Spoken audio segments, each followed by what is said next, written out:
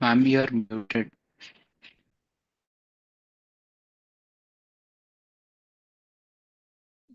So, hello, am I audible? Hello. Yes, ma'am. Now you're audible. Yes, ma'am. You are now Yes, good evening. audible. Okay, so let's wait for 5 minutes and then we'll start our class. So today's session is actually based on Solve with us week 7. That means we will solve some of the question related to the limit concept. Okay.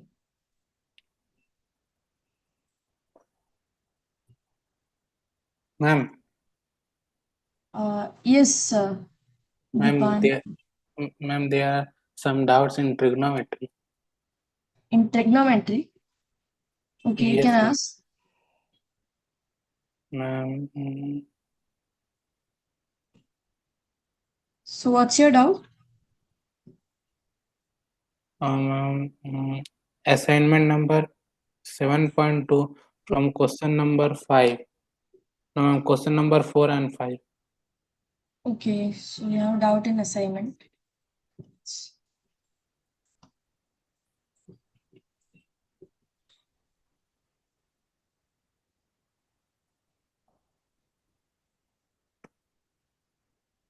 7.5 na? 7.2. 7.2. Okay. Question number 4 and 5. So question number 4. So here suppose so sin x plus y formula is given to you. Then they say which of the following is true. So what you have to do, you just have to use this formula to expand sin 2x. So you know sin 2x can be written as sin of x plus x. And then if you expand it, you'll get one of these forms. Okay. Just try to solve it. I don't think it's that difficult. Let me share my screen.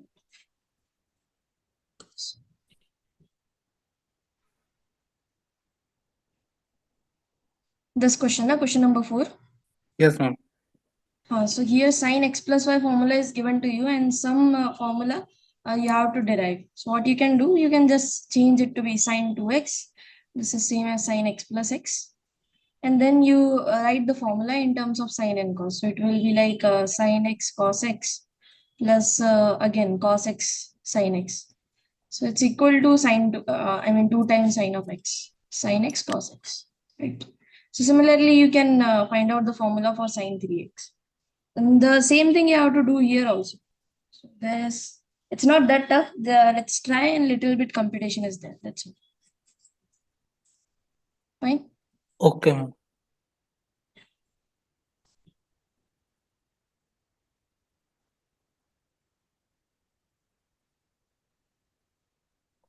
Ma'am, can I ask my doubt? Yes, Manish. 7.4 first question, ma'am. 7.4. First question. Okay.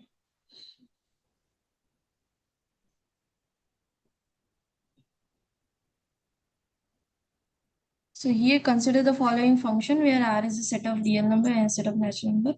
But you have to say which of the following represent a sequence. Okay. So again, you have to consider the definition of sequence. What is the definition of sequence? Can you recall? What is the definition of sequence in terms of function? Manish, are you there? Yes, ma'am. Like it's a set of digits, right?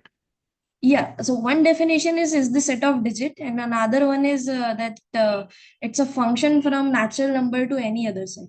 So this is another mathematical definition of sequence. So sequence is nothing but a function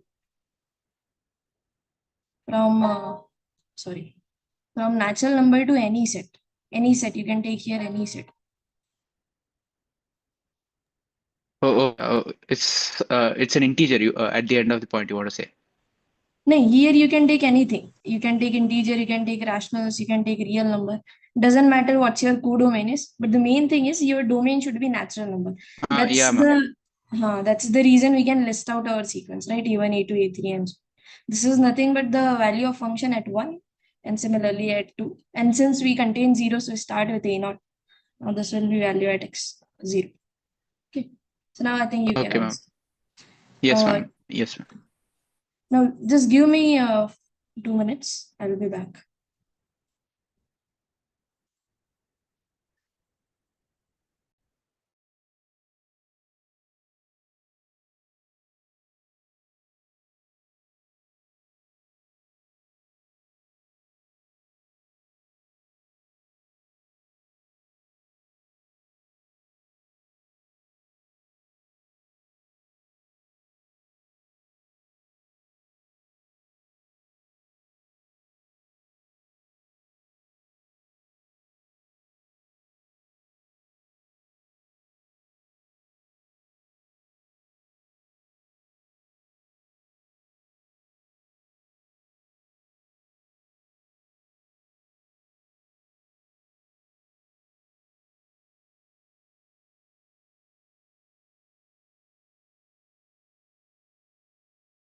Hey, hello everyone. So, yeah, this is Vishal. Uh, so in the last some session, I heard that you guys are facing some issues. So can you just elaborate on that? What is the issue that you're facing in Maths 1? Hi, Vishal. Good evening. Yeah, good evening. Yeah. So I raised this issue. Today is this week 6, and the Friday would be the week 7 deadline, right? So it is possible. Actually, it's within 2 days. There is a deadline. It's possible to extend. I was asking. That's it. No, so the deadline is already fixed for the foundation course. Okay.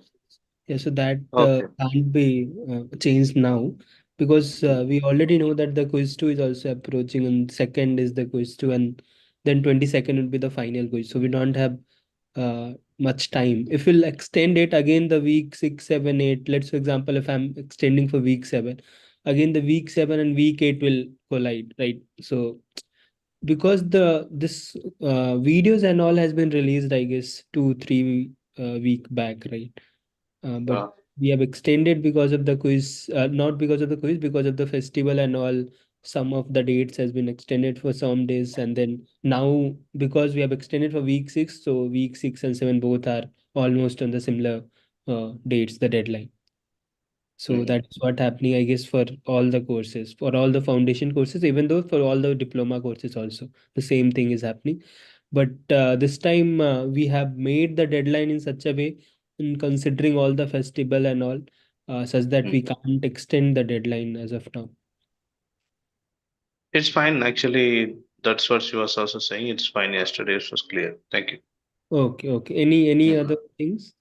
Michelle, Ravi here. Just a question. So, what's the expect? So assume that I'm entering a new week. Okay, maybe it's a very basic question. Apology if it is it's not.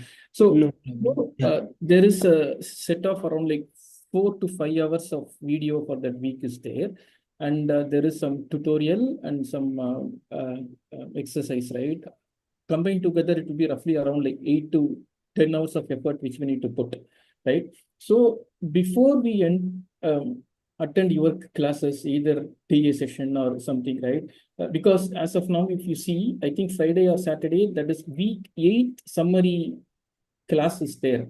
The issue is like the way we are and the class which it is there, right? There is a huge gap and there is a sinking issue. Maybe it is my issue as well. I'm not saying that it is a entire, all the people are facing this issue. As a advice or like suggestion, how you want us to prepare so that like we are in sync with the class that is being taken. Because as you say, because of some festival or something, there is some gap and we couldn't able to catch with you guys who is taking this session. Maybe some of the people here might have already gone through all the thing. They might have been have some time and stuff like that. So in general, what is the thing which we need to follow so that like we are before you guys can take the session? What is the expectation? We are supposed to complete all the video for that week and then attend that session. That is how it is, or how it will be. Yeah, so see, for example, for week 8, I guess week 8 has already been released last week, like last Friday, correct? We will be starting our session, so we expect that if you just go through the lectures of the prof, by maybe like you have time till our first session. Our first session for week 8 will happen on Saturday, right? Saturday, that will be the summary. Correct. And then you'll be having Sunday one more session for the doubt, and then Tuesday will try to solve some problem. Right. So this is how the schedule has been made. Maybe there is some changes in some of the weeks because of the festival and all, but this was like from the starting we expected. Like if we are releasing the content on the Friday, like the last Friday it has released. So if somebody just go through the lectures, okay, and try to just solve the activity from their side, even though the TA session will keep on happening, we will be taking the first session with the summary, like just briefing all the concept on the Saturday. And and it's not like if somebody just come directly to the Saturday session, it will be very difficult for anyone to go through that. For anyone, like it's not just you or if he hasn't gone through the content at least once, it will be very difficult because there is a for some student maybe for some student they have just came after 12th class 12, so for them there won't be much issue. But somebody who has some gaps in the studies, like he's working or something, so for them like this has been told in the starting to prefer to go through the lectures on the same Saturday, Sunday. Like Friday, if the release we are releasing, so go through the content maybe by maximum by Tuesday. So that on the Saturday, if you are coming for the session, we'll just give you a brief. You can just ask your doubts. And then again, next day, again, you have a whole 2 hours for the doubts itself. And then you'll be having one session. Even though one session has like this time it was cancelled, like, but we are doing the third session also because we have already recorded some of the same set of questions. It's already there on the YouTube. But we even though we are doing it just for so that if we are just doing the third session also it is helping. Even though we have 4 more sessions for the TAs. If somebody has doubt, that's not the compulsory. If somebody is facing like you have gone through the content and then you're solving some problem and then you're getting some doubt. So you have the continuously the session, TA session. There you can go just for the doubts. Okay, if your doubt is not getting resolved, you can join our sessions and then ask your doubts and all. So this is how it has been planned. But as because most of the people uh, not most, like even I when I was a student, we just see the deadlines, and if the deadline is tomorrow, then we start from maybe 1 or 2 days before going through the lecture. So this is how like, and then the problem occurs like week 6 today is the deadline or tomorrow or today is the deadline. If somebody would have started like watching the lecture 1 day or 2 day before, so he'll be in a it will be difficult to go through the log if somebody has a gap of 4 5 years, so it will be difficult to him to catch up. Okay, and then if just finishing the deadline like 6th week and then just have 2 days to go through the limits concept, and limit concept is a bit tedious to understand in 1 or 2 days. So that will be seriously tough for somebody has not gone through the lectures in advance, like when the lectures was released, like 7th week was released I guess two week back. So it was expected that you should have gone through the lecture, but yeah, this is how it has been planned. Anything? Fine. So Vishal, one more question is like the sessions that has been taken here, right? So there are few TA sessions and some Yeah, professors. so yeah, taking it. So 4 TA session happens in a week and 3 instructor, mostly 3, some week 2, but mostly it has been happening 3. Yeah. okay. Correct. So the timing and all also mostly the timing will be seen in the calendar. Mostly it follows the same thing. Today it has been like extra session has been happening because yesterday I felt like okay, maybe some people are is having some issue in solving the problem. Maybe somebody who is working, so they are facing some issues. But what I'm trying to say, so this is just the starting. If we'll just go through the second term or third term, there the courses will be advanced, and then you'll have to catch, like you'll have to start watching the lecture like from that itself. Or maybe many people just go through some of like 2 3 weeks of content in advance in the break itself, so that he'll be in a good position to catch up, like because this is like in normal colleges and all you'll be having only 2 semester per year. Here you have 3 semesters, so it is seriously difficult to like go ahead and catch up with, because one week you'll be having Friday if you're just missing uh, because you'll be having continuously the content will come, and then you'll have to go through the content. If you're missing some weeks, and each of the weeks the next week as related to the previous one, so if you are just missing out some of the weeks you'll be having facing like you'll face issue in the coming weeks and all. So that's why we have so many sessions. We have arranged it so that in the later, in the next term and coming terms, we'll be having very less sessions also. Like the number of live session will start reducing, because we expect that after learning this many courses and all, we expect that the people will be in the position to handle everything by them. Okay, Vishal. Yeah. Yeah, and Any Vishal, other issue that you're facing? Yeah.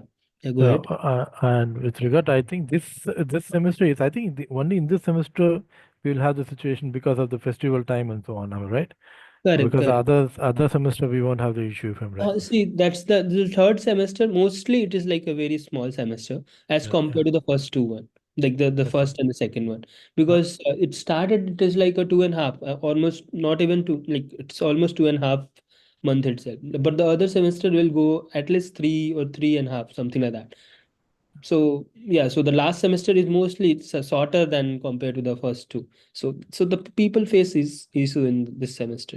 Yeah. And second thing, this semester also started a bit late, I think, some compared to this thing, if I'm right, For the from last May. year, but yeah, this will be the timing for the next year also, the same timing, Okay, okay. because you'll be having 1 month of break for the paradox and all, 1 month break or Sure. something. So that's why, because earlier what used to happen, the paradox also, the semester was going on, but then the student told to have a break in that time during the events and college, like the event. So that's why we have just put in hold, like earlier it used to be week 3 or 4 during the event and all, but we now, this from this year or last year, I'm not sure, we have kept it for a week of gap for the events, for the preparation of those events and all. So that's why everything got delayed, like from the second term. So first term it will be fine, the second term got delayed for 15 days, but this will be the usual for the next coming years, all like for the upcoming years and all. Okay, okay.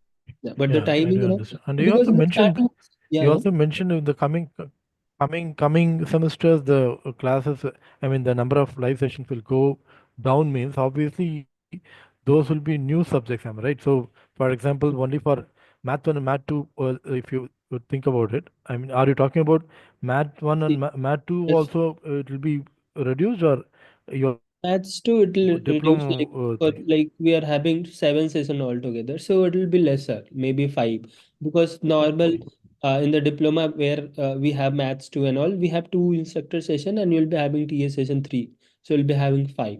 Again, till second year, you'll be having keep on continuing the same number of like 2 instructors from some TA 2, 3 TA session. Again, when you'll go to the third, like the degree and all, you'll be having one per week. So something like that happen. Yeah.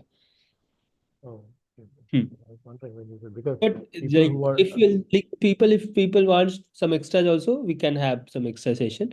But mostly it won't be like whatever I feel like people doesn't join if you have to, or like if I'll put extra. So you can see it now also. We have almost 5,000 students, but 33 or 35 have joined now. So this is how it happens for the coming terms and all. yeah, that's all. Yeah.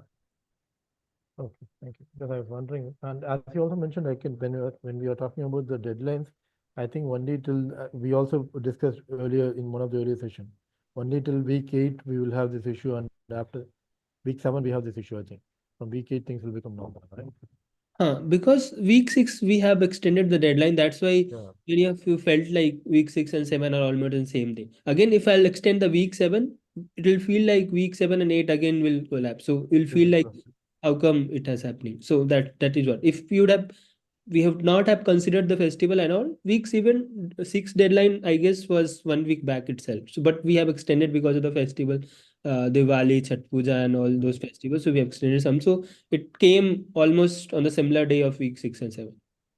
Right. I do understand. And we Yeah, have I mean 8 deadline coming on 20th itself. Okay. correct. Yeah, The 45-day gap is there. yeah. Fine. Okay. Anything else? Can we start it now? The sessions and all? Yeah, nothing. This is what happened yesterday. Who was asking the same query which was raised by people within 2 days. Also, I was asking what he was asking, like the number of sessions will be reduced. So I raised the query to you also. You are reducing this Yeah, all so no, session. number of session has not reduced. Yeah, so almost the three sessions was happening. Week 6 we were having 2. Yeah, but maybe all those festival and all because of that. But now from onwards, week 7 we have 3, and then week 8 also will be having 3, 9. So it'll keep on going now. Yeah. And I So don't know, this is Vishal. what This Yeah, is yeah. what I asked the last session. So last session, I was asking about the reduced session. So I would like to know about in further weeks it is reduced means will be under struggle. So start with the session is totally going to be reduced. That's what she was saying. And yesterday she was saying that we can't do. I mean, I was asking this question. So she was saying that within this solving session you cannot ask this kind of question. So this session is only for solve with I mean the query session, and you can ask for a discourse or something else. And so it was like went wrong actually yesterday. But my point is totally different, that I was asking only about the my doubt and people doubt only. So that is what I was asking. Nothing went wrong. Even yesterday I was there and I was raising this question. That's it. And I was Okay. clear. That's what, if it is possible. And even last time also, if you are requesting, and it could be extend, and that also was possible, right? So, and it's in your hand. So that is what I was, possible or not. Just that's it. I'm not forcing people to have to do that, and because I have to understand the situation. But if it is possible, because week 8 is 20th. This week 8 will be getting. I mean, the graded assignment by 20th will be getting the last date, right? So after 10 days, we have time for the next ninth week, I hope so. In between 10 days, are there, it is possible or not? If it is like possible, it can do that. That's what I was asking. Yeah, so see the deadlines and all, it can't be extended for one courses. If it has to be for all the courses. So that's the issue. If I have to like increase the deadline or change the deadline, so that has to be for all the courses like Stats 1 and City and English 1 also. So I'll have to do it Okay. for all the courses. Yeah, so that becomes, Okay. see, this term it is really difficult, but even though I can just ask for changing the deadline for week 8 you're asking, or week 7. Week 7 is the 15th. Week 7 can't be changed. I most Yeah. probably, even though I can ask to Okay. the further Sir, like. we have managed, sir. Like I That is think what most even of the people have managed, sir. that is Leave it. manageable. But yeah, Manish, I'm not saying that it No, no, can't I'm not manage, even right? arguing. Yeah, yeah, Yeah, yeah, okay. yeah. Okay, It's okay. not a So big I'll just difficult. check, but mostly you can just think as 15th only. But I'll check tomorrow or day after. Like tomorrow, I'll check with the team if they are able. Like because most in the starting itself, when the term was starting, it was uh, told everyone like it this term we can't change the deadline because the deadline has been done is like done in like thinking all the stuff like all the festival and all the things has been kept in the mind, and then only the deadline has been set. So we can't change the deadline. So that is what has been told from the higher authority to us, that you can't change the deadline for this term. So Got that, it. Got it. but even though I can ask, and then I'll mostly if Thank you. Thank you. 99% not be, but I will further ask. Yeah. Okay. Even the grading assignment, they were very clear that the data has been fixed based on Diwali and so on. They were very clearly Correct. Yeah, with that part. the grading is like, yeah, grading document itself was mentioned that it can't be changed. It has already all the deadlines has been done, kept in mind, like all the festival and all. Okay. Anything? Yeah, and one more thing, Vishal. I don't know about the other courses. With regard to Monday, is it going to be a kind of Monday we don't have any session? This thing. So is it the same for all the courses? No session on Monday for anyone? I don't know about the other courses, but Because I stat think we, it is stat we don't have a session on Monday. Math also we don't have a session on Monday. So I was thinking like why the Monday is actually left as it because is. most of the courses, the session will be on Saturday or Sunday. So that's why 1 day of gap. Because I felt like I can't put it on Monday because I have Saturday, Sunday, so I can't put it on Monday. So that's why I put it on Tuesday. If you want, we can put it on Monday also. If you want, like one of the sessions should be shifted. But then again, like I can't. This we felt like in the starting we have discussed, and then only we came to the conclusion that the weekend would be the best day because many of the people are working professional. No. That's For summary, I mean, don't touch the summary. Weekend is best for the summary. It's the right time for summary session. That's a good play. Even that's also even I asked for other course also. So I'm talking about. I was wondering why Monday is actually vacant. I thought maybe to be a kind of instead of a busy day. I don't know if Wednesday not busy. It's a very packed sessions are coming, Okay. especially So even though the if deadline is everybody there on else the is day. fine, I can just Wednesday shift we the have quite a Tuesday. lot of sessions. Yeah, Tuesday session can be shifted to the Monday. If you want, I can just reschedule the session, all the sessions that No, is Something scheduled on the Tuesday to the Monday. see, my opinion is Monday you are keeping, na, that is quite beneficial only for me because that graded assignment and all we are working out, no.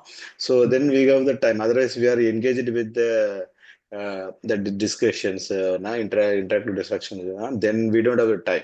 So for the regular people, there is no problem. For the working peoples now, and then after attending the that sessions, so they're difficult to continue Okay. or work I out. got it, fine. So yeah, we can change it. There is no issue in that. We can Yeah, change it. no, what I am telling now, Monday, whatever you're keeping empty, it's okay for me. That's why I'm telling. So No, okay, you Again, are I think you have to asking Monday to go be for polls. empty. yeah, so Again, Monday you we have to don't go for have any polls, I think. sessions now. It's good actually. So then we have the time to work out. That's why. Yeah, Because that is for what the happens. See, yeah, some people will say like Monday is fine, some will say Tuesday is fine. So that again difficult for us, like in the starting. So that's why whatever is going on, so we just stick with that. Okay, Saturday, Sunday is fine yeah. for professional, and If but people are working for the graded assignment on Monday now, so they will work out and they have any doubts now. It's a time to ask in Tuesday. Then correct. yeah, if you are shifting Tuesday to Monday now, then it will be difficult. So better for me, it's very convenient. Keep Monday no sessions. So if you are putting additional sessions, it's okay. But if you are shifting Tuesday to Monday, it's not okay. That's why I'm telling. Yeah, got your point. Got your point. Yeah. So I think in this semester, I think it's better not to disturb. I mean, whatever is Monday is fine, we can go with it. And already we had quite a lot of what do you call pushing up and down the last 2 weeks with the yeah, correct. Because most of them, like most of you would have like now has said that this is the timing for the session. If I'll change it now, it will be again difficult. I'll have to send the announcement like every time. So it's like for this term, we'll be sticking with the same timing and all, whatever has been there in the extra session. Okay, I can put it like whenever you want. Maybe revision session and all, we can put it on Monday if you want. So that's fine. Not revision session can't be like we can't put it on Monday because Sunday you'll be having exams. So before 3-4 days itself, we can take the session. So yeah, so any extra session that will happen, like we can put it on the Monday or something like that. Okay. I think the revision, the summary, and problem solving is always good that you keep it in the evening, the same time 8 to 10, because as you mentioned, people who are working, they also would like to join and so on. If even if you put that's my opinion, because 8 to 10 seems to be a kind of convenient time to most of the people who are working and non-working people with regard to maths at least, and even for the case of stat, I could see that. So that I think we don't have to disturb that. Let it continue in time. Hmm. Hmm. Okay, so for the revision session and all, we'll change it like okay. We'll just keep like that schedule that day where there is no session for the stats and the CT. I'll take that day. That will be fine, I guess. Yeah, so because the TA sessions, I think, as you said, the numbers are very thin because it's in the daytime. Many people So seldom are able that to we attend the can't change. TA Like that session. we can't change. That is just for if you are having issues facing issue, you can just go join and then that's not like because that will be colliding with the other session also because there are a number like 4 sessions for each. We can't get the time like that is not colliding with the other one. So, yeah. Yeah, and also I don't know whether I also raised these things. I joined. I don't join on a regular basis, but I find whenever I try to join in some of the session, I felt those sessions were cancelled without any prior intimation. So I was scheduling the whole time for the TA thing only to find it was not happening on the day. So I also raised this in one of the session. I don't know with whom I discussed about that, and I requested them to discuss with the team to. The session that I get to know, I guess it has just cancelled once or twice because No, I guess almost 4 times if I'm right this semester if I'm right. 4 times. Okay. I don't Like, know the right number. Maybe hmm. you can actually talk to the person who the TA when they this thing. So just I want to. I mean, as I told you, I'm not a regular person who attends all the TA session. But when I felt even last week or something when I was there, I think many people came and they also visited and they also left. I think it was in the afternoon session on a Saturday and Sunday. Okay, I'll check. But as far I know, 2 times it has been cancelled. One time it like because he was sick or something has happened. But he told me later. Otherwise, I would have cancelled it and sent the announcement. But I came to know later. And the one time, I guess I don't remember, but 3, 4 like week back he missed or something happened. So twice I can know, twice it has happened. But if it has more than that, I'll just check with the team. Like Yeah, and again, the TA session, so there in the weekend is more crucial compared to the weekdays for me at least, because as he mentioned, for working people that's more good and so on, even for non-working people also who are going to college. So even if the weekday session is moved here and there, that's not an issue. But weekend, I think one Saturday and one Sunday it was cancelled if I'm right in both the cases. So that is kind of we don't know. I think that please take care at least that is not cancelled. Even if it is cancelled, kindly let us know in advance so that we can schedule the day accordingly. yeah, correct. Okay, I'll check. We And need, but we from need now to balance onwards, there with a won't be lot any of things. session that will be cancelled without informing you guys. That I can tell you. Yeah. Thank you. Okay. Thank you so much. Okay. Thanks. So Thanks, anything? Vishal, for the input. Yeah, thanks a lot. Okay. Thanks everyone. So we'll just start with the session. Yeah, Samiksha, can we start? Yes, sir, I'll start. Thank you.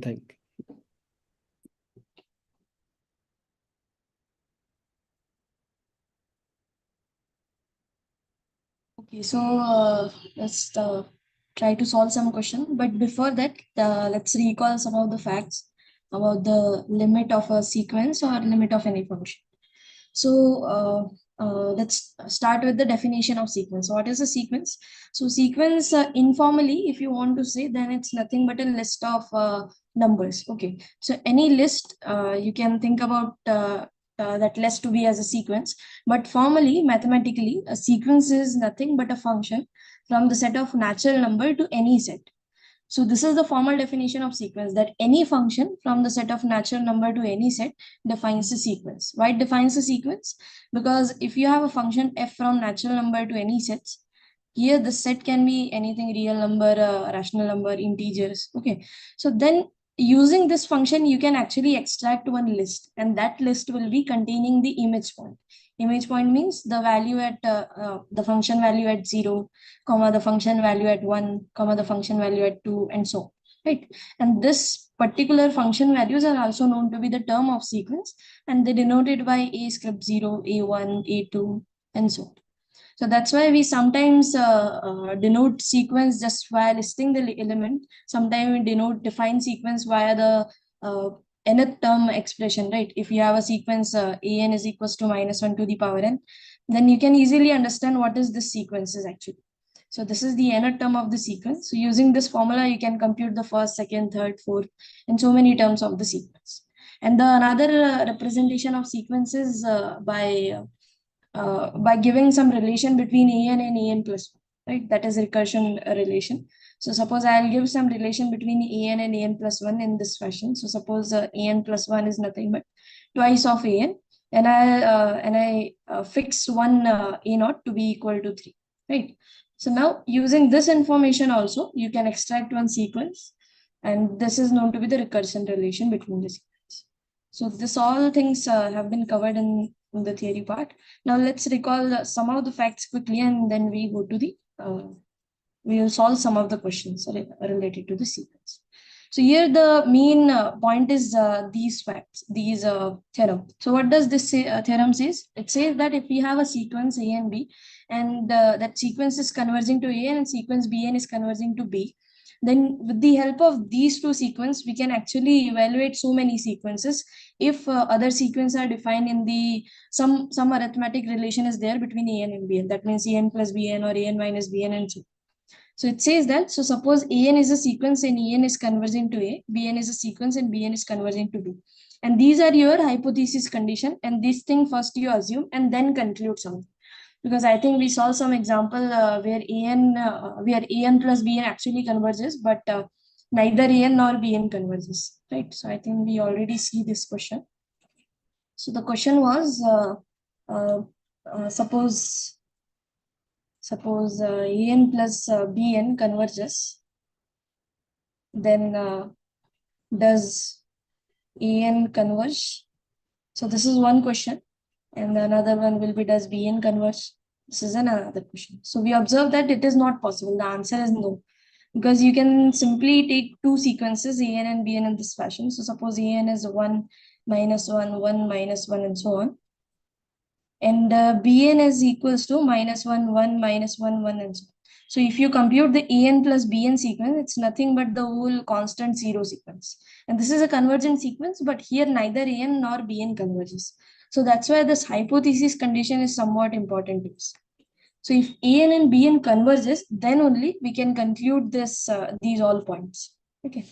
So the first point says that if AN converges to A, BN converges to B, then the summation of AN plus BN converges to A plus B.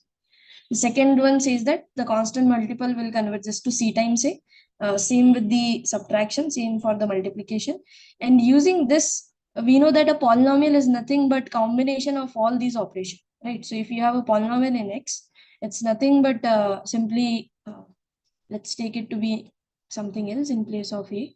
So a polynomial is nothing but, suppose you have some point, coefficient will be there. So coefficient, let's take C naught x to the C naught Cn x to the power n plus Cn plus 1 x to the power n minus 1 plus and so on plus C1x plus C, right? So polynomial is nothing but the combination of all these operations. So if the convergence of a sequence some kind of obeying these operations, then if we have a polynomial, then the polynomial of that particular sequence, that means P of an or F of an, will always converges to F of a. Similarly, we can say for the division also, but in division we always have to take care that B should not be equal to 0. Because if B is equals to 0, then A by B does not make any sense, right? So that's why if B is not equals to 0, then AN by BN is also converges to A by B. And similarly, for the exponential function, A to the power X function also, C to the power AN converges to C to the power A for any real number C, where C to the power n is a real number for all natural number. And same for the logarithmic function also. And this is the last one, is known to be the sandwich property of a sequence. So let's try to understand what is this. So the sandwich theorem says that if you have three sequences and the one sequence is getting clustered between two sequences, then that sequence also converges to the same. So that means suppose you have two sequences AN and BN, AN, BN, and CN. Suppose we have three sequences AN, BN, and CN. And here what is happening? The term CN get stuck between AN and BN. Okay, so that means AN is less than equal to CN is less than equal to B. And here, if these two terms, these two sequences AN, BN converges to a one fixed quantity, so suppose AN, BN converges to L, then they actually force to this particular sequence that it should be converges to L itself. So this is also known to be the sandwich property. So what we are doing, we are some kind of sandwiching this CN sequence in between AN and B. So if AN converges to A and BN converges, AN converges to limit L and BN converges to limit L, then this condition implies that the limit of sequence CN is also equal to, right? So some kind of, we are sandwiching the term of sequence Cn in between AN and Bn, and then forcing, because of the same limit, we can actually force the sequence Cn to converge at the limit. Okay, so these are the basic rules for finding out the limit of a sequence if it is made by two sequences whose limit is already known to us. Okay, so now we will solve some of the questions related to this particular topic only. So let's try to solve the first question. So again, I'll give you guys, since there are 4 different sequences, so let's take 4 minutes or 5 minutes to solve it. Okay. And please answer in the chat box so that it will be helpful for others also. Okay. So let's take 5 minutes to solve it. It's 8:42 to 8:47. And at least try to solve it. It doesn't matter that you will get correct answer only. I mean, whatever you get, think about it and then answer in the chat.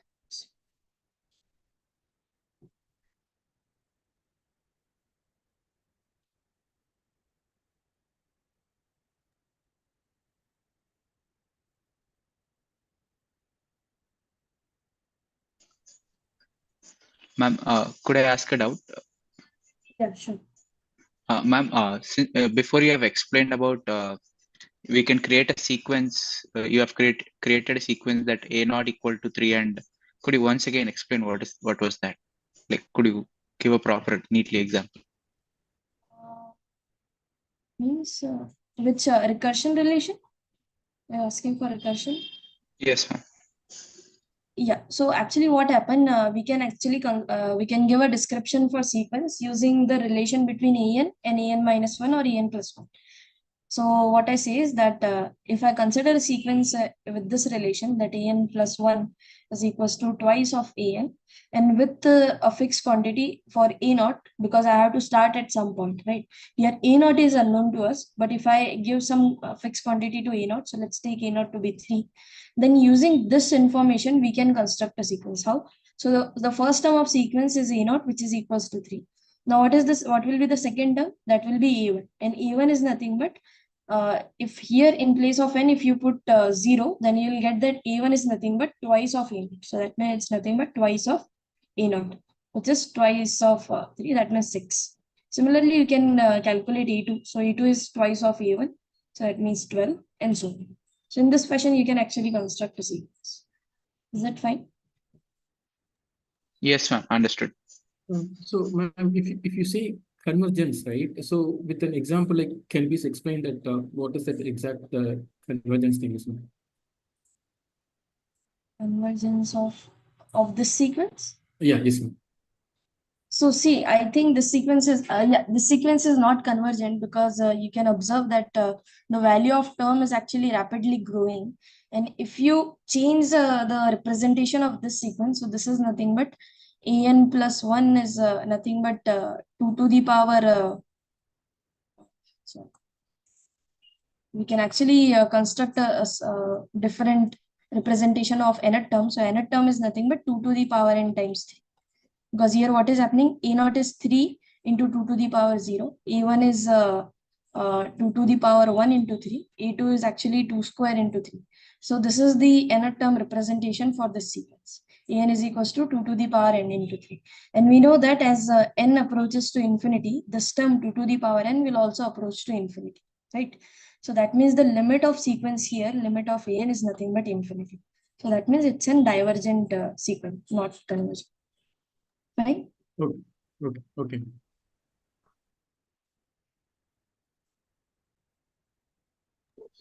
Ma'am, after the factorizing, we have to submit to equal to -8, right? This first one. So all the thing we have to equate it. Yeah, I mean, for by finding value, you have to equate it over the right hand Mhm. side and then choose the correct option, I think. You're asking about the question. No? Yeah, yeah. So you have to first find the value and then see that it is equating to the right hand side or not. If it Okay, is, okay, okay. We're checking it. yeah, Okay. some kind of we have to check. Then only this statement holds, right? The statement It is says after left hand side equal to. after factorizing, substitute the x value into the x, right? It's the same thing. Correct. Thank you. That's it. Okay, so I got only one answer. If you guys get your answer, then please enter in the chat box.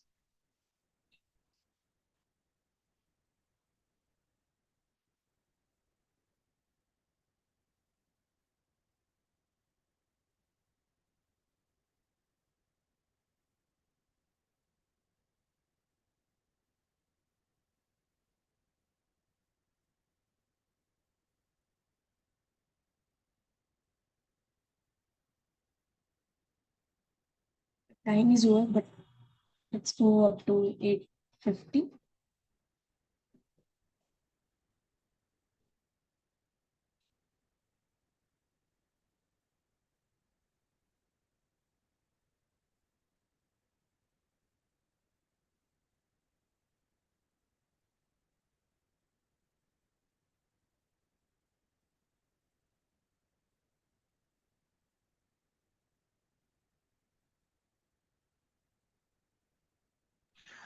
Ma'am, regarding sequences, you have said when an belongs to, like, it converges to A and Bn converges to B, if we add, they both will converge to what was that, ma'am? You said it was wrong, like while explaining that.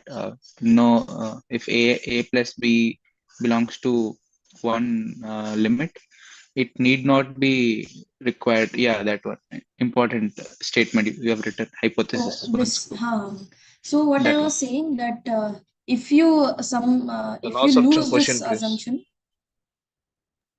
yeah. Question. So if you lose that condition, that means the assumption. So the statement, suppose an converges to a and bn converges to b. If you lose this condition, then you cannot actually imply that an plus bn will converges to a plus b.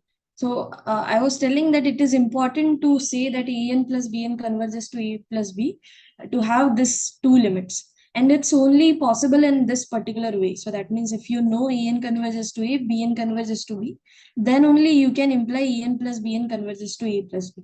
But actually you cannot go in this direction. This is not true. This direction does not work. For that, I have taken the example that 1 minus 1. Okay, ma'am. Like vice versa is not true.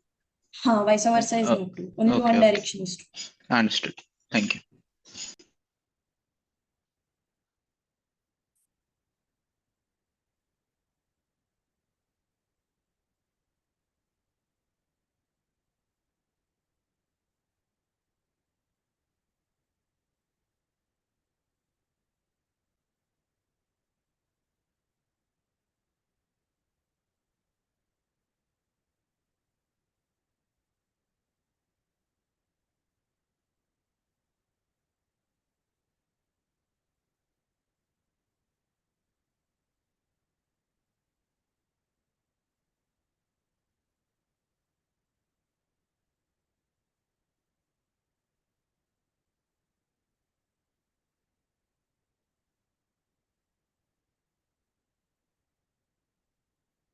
You guys cover up to continuity of function, right? I mean, in theory part.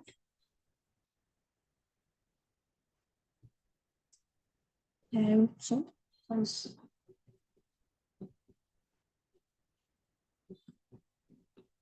Continuity in 8th week, right? continuity is in 8th week. Then limit of function is done, right? Yeah. Continuity in 8th week. Okay. Yeah, continuity, it's easy if you know the limit. Then so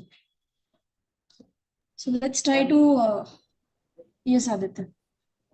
And how much marks weightage is for week 7 for quiz 2? Marks weightage, I cannot tell right now, but before the quiz, I'll give you some pattern that what will be the weightage for each week. For now, I'm not sure, but yeah, there will be questions from week 7. Ma'am, from week 1 to week 4? Week 1 to week 4, there will be very less question. 1 or 2 you can assume. Okay, so let's try to solve this question. So I have some answers here. So in the first option, if you observe, so then in the first option, if you factor out this particular quadratic polynomial over the numerator and denominator, we get these two factors, right? So here what is happening? We want multiplication to be -7 and the addition to be -6. So the choices are simply 1 and -7, right? Because if we multiply, we'll get -7. If we add, we'll get -6. So because of this reason, we factor out into x plus 1 and x minus 7. Why we are factoring out? Because if you substitute x is equals to -1 in the denominator part, what you will get? You will get 1 minus 3 plus 2, which is equal to 0. So that's the thing mentioned here, that if the given function is of the form rational form f of x by g of x, and g of x goes to 0 as x goes to a, so in this case, what we have to do, we try to factor out x minus a from the numerator and the denominator and cancel it out, and after that we will apply the limit. So this is actually related to rational function. I'm not sure you guys are since you guys are not familiar with continuity. So what happens if we have a rational function or rational limit? So that means if we have limit some x going to some point x naught, where f of x, in place of f of x, I am writing p of x, because here we have polynomials p of x upon q of x. So what happens? So this limit is actually equal to P of x naught upon Q of x naught. If the denominator is not becoming 0. So if Q of x naught is not equals to 0. Okay, so this is the result. You can say that if we have a limit where x going to x naught, P of x upon Q of x, where Px and Qx are polynomial, and Q of x naught is not becoming 0 at Q is not becoming 0 at point x naught, then this limit is actually equal to P of x naught upon Q of x naught. Why this happen? Because see, polynomials is nothing but a function combined with the operation addition, multiplication, and taking the power of variable. And we know that these all operation some kind of follow the convergence of sequence rule. So that means this limit x going to x naught P of x is same as P of x naught, and limit x going to x naught Q of x is same as Q of x naught. So we can distribute the limit only if Q of x naught is not equals to 0. So this is the result we want to apply here. But in the first option, what is happening is x goes to 1, this denominator is becoming 0. So that's why first we will try to factor it out and try to cancel out this x plus 1 term. Is it possible or not? In some cases it will be possible, in some cases it is not. So here what is happening, there is one common factor of x plus 1 in the numerator and denominator. So we'll just cancel it out and we'll get x minus 7 upon x plus 2. Now again, this is in the form of px upon qx, right? Limit x going to x naught, px upon qx. So here x naught is minus 1, px is x minus 7, and the qx is x plus 2. But here what is happening? Q at x naught is not equals to 0. So here if you put minus 1, so Q of minus 1 is minus 1 plus 2, which is equal to 1, not equals to 0. So thus we can apply our result and say that this limit is nothing but P of x naught upon Q of x naught. That means minus 1 minus 7 upon minus 1 plus 2. So in the numerator we will get minus 8 and upon 1, which is equal to minus 8. So that's why this option number 1 is correct. Is there any doubt in first option?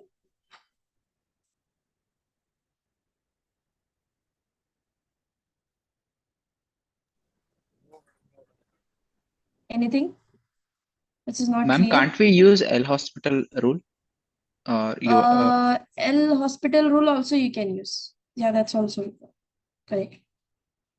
Because here both functions are, you can use L hospital. There's no. But for that, you should know the differentiation. So that's why you haven't covered the derivative of function till now. Okay, so now let's go to the second question. Second question is also of the same, second option is also of the same form. So let's see where the, Q of x naught is vanishing or not.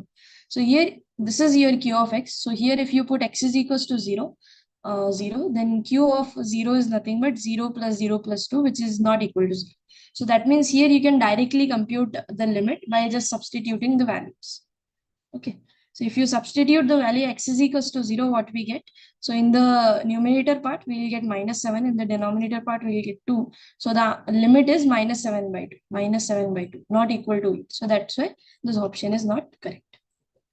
Now go to the third question. So third question says that find the limit of a polynomial. And we know that polynomial's limit is nothing but at that particular point. So this is the another result you can say. So we know that as limit x going to x naught, the function x goes to x naught, right? And limit x going to x naught, the constant function c, this limit will be c. So if you combine all these things, and moreover that limit x going to x naught of x to the power n is nothing but x naught to the. So if you combine all these three results, you can immediately say that limit of a polynomial is nothing but p of x is nothing but p of x. So we are using this particular result here. So this is a polynomial. So what we have to do, we just have to substitute in place of x is equals to 2. So if we do that, this is nothing but 2q plus 4 into 2 square minus 6 into 2 minus 7. Correct. So just I have to calculate. So it's 8 and 16 minus 12 minus 7. So what will be it? It is equal to 5, I think, right? Yeah. 19, so 5. So that's why this option is correct. And the third option, in the third option also, here q of x is vanishing at x is equals to 3. If we put x is equals to 3, it will become 0. So what we have to do, again, we try to factor out the numerator and denominator, try to cancel out x minus 3.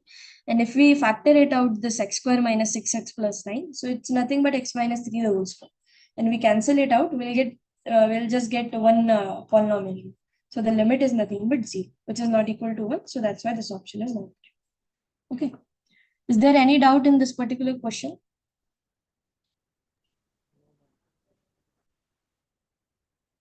Any comments? No, it's fine. Okay. Let's go to the second question. Is the question is clear to you guys? Should I show you? Okay, so this is the question. Here also you have to judge the limit, but again, tangent at a point. Have you guys learned about the tangent? Unique tangent. Yes, Yes. ma'am. Yes, ma'am. So I think it is. So let's take 2 to 3 minutes to solve this question. Up to 9-3.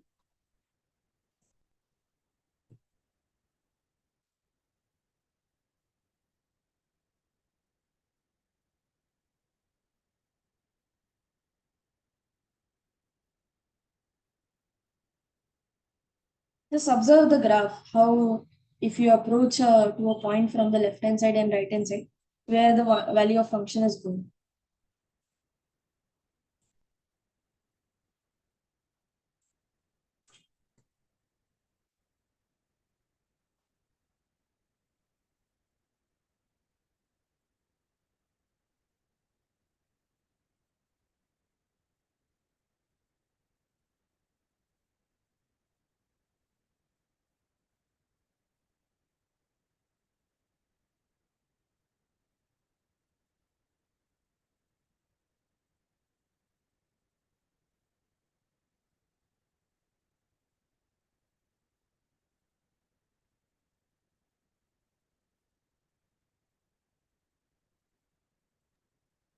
The word monotonically means what? Monotonically means, yeah, it's nothing, just a word for saying the nature of increasing and decreasing. You can just assume increasing. Increasing, Okay. monotonically increasing, both are same. Strictly. No, not strictly. It's just increasing to the point. Okay. I mean, there won't be Monotony is a any word decreasing, for. am I right? There won't be any increasing decay. It will be only increasing. Am I right? Monotonically increasing means simply increasing function. Mhm. Just another word to say increasing function. Because this increasing, can be- decreasing nature is said to be monotonic nature of functions. There can be equivalent point also. I mean, same point There also. can be equivalent point also. It's Mhm. not Got it, strictly got it. increasing. Strictly increasing. Yeah.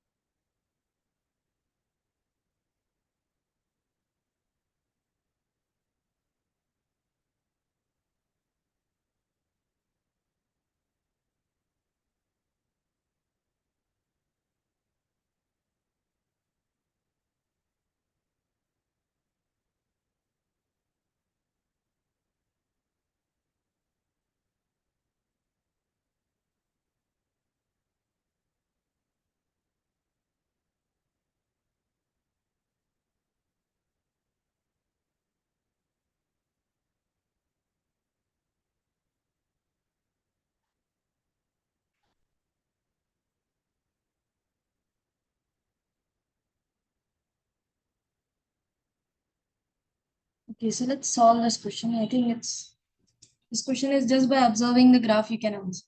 So whenever you have a graph and since the option involves about limit, so let's recall how we check the limit of a function using a graph. So what happened? Suppose this is your point x is equals to x0, and you have to check if some graph is given to you that limit x going to x0 exists or not. So here we use the concept of left hand limit and right hand limit. So we want left hand limit to be equal to right hand limit. Then only we will say that limit x going to x0 of that particular function f of x exists. Right. So for that, what we do, we'll approach the point x is equals to x0 from the left hand side and observe where our graph is going, right? Where our graph is approaching. So here we want to calculate limit of function at x goes to 0. So this is our point. So here you observe if you approach 0 from your left hand side, then this graph is actually approaching to 0 itself because we are going to approach 0 itself, right? So that means the left hand limit at x is equals to 0 is nothing but 0. So from this part, what we get left hand limit at 0 is equals to 0. And similarly, if you approach the point 0 from the right hand side, here also the graph is approaching to 0, right? So here also the right hand limit at x is equals to 0 is same as 0. So here left hand limit and right hand limit are same. So that's why we conclude that limit x going to 0 is nothing but 0 itself. Okay, so that's why the first option is incorrect because it says that limit of a function is x tends to 0 is 1. Second option is correct because it says limit of function is x tends to 0 is 0. And that's what we conclude from the graph. Now the third option says that limit of the function as x tends to 0 is undefined.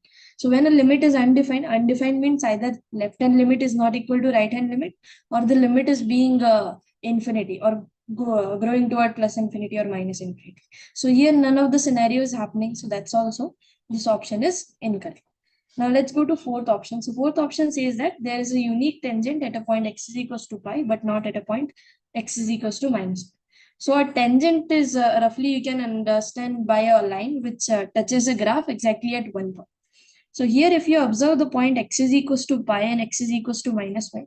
So this is x is equals to minus pi, this is x is equals to pi. So it is quite clear that here the x-axis is working as a tangent for this particular these 2 points, right? So that means that x is equals to pi also and x is equals to minus pi also we are having unique tangent. So that's why this option is not correct because it says that there is a unique tangent at point x is equals to pi but not at x is equals to minus pi. So this option again got discarded. Now because of the previous discussion, this is correct because we have unique tangent at pi and minus pi. The given function is monotonically increasing in the interval minus 0.5 pi to 0.5 pi. Now, monotonic is just a word to say that particular nature. So monotonically increasing means simply increasing function. So here, if you observe the graph from minus pi to minus 0.5 to pi, so it's not an increasing graph, right? So here first it's decreasing up to 0 and then again increasing. So by the observation of graph, clearly it's not monotonically increasing function. So that's why this option is not correct. The last option says the given function is monotonically decreasing. And monotonically decreasing means only decreasing. Okay, so this option is also not correct because first a function is decreasing up to 0 and then increasing, right? First decreasing to 0 and then increasing to 0.5. So that's why both of the options are incorrect. Okay. I hope this question is fine. If you guys have any doubt, you can ask. Now let's go to the next question. Option 5, ma'am, in above question, ma'am, option 4 is correct in practice assignment. Option 5 is given wrong. Option 4 is correct in practice assignment. Yes, ma'am. Ma'am, 5 is given wrong. Okay, I'll check and update it. There will be some. As the graph is saying, I mean, this is a particular question. Yes, ma'am. Same conclusion. Yes. Okay, so then I'll check and update it. Thank you. Ma'am, I can't understand why this is, how to identify that this is unique tangent or not. Unique tangent means you want to find a line which touches the graph. Actually, this question you can answer precisely by using the definition of differentiability. But anyway, the tangent means should be able to draw a line which touches the graph exactly at one point. But this uniqueness actually we can answer using the derivative. So what happens if the derivative, if the function is differentiable, there we have unique tangent. But since you guys are not familiar with differentiability, so that's why I haven't used it. I just say the tangent is nothing but a line which touches the graph exactly at one point. So here there is no And you can what also you can say explain it corner or using something. differentiability because I am familiar with, yeah, differentiability also. So what happens if a function is differentiable at some point, then there exists a unique tangent. So that's the rule. And the equation of tangent also we can find out. So by that you observe that it's a smooth function over x is equals to pi, correct? Smoothly it's turning. So it's nothing, some kind of parabola type of behavior is here. So we know that parabolas are differentiable. Similar with pi also. Here also some parabola or some x to the even power type of behavior is there. So that's why this is a differentiable function. And whenever we have differentiable function at particular point, there always exists a unique tangent. And we can actually explicitly calculate what will be the equation of tangent at that particular. Okay, so that's the reason for uniqueness. Okay, so the function, if it can be differentiable, so it has a unique A tangent. unique tangent, correct. Okay. Okay, fine. Let's go to this question. So here you have to apply all the previous result. That means you just have to make all this limit in terms of the known limit. These are the known limits for you. Right. So you have to use these three limits to answer the questions. Okay. So I'll give you guys 5 minutes to solve it. You just have to decompose this particular function in your known function and then apply the limit. That's all. So let's set a time for 9:15.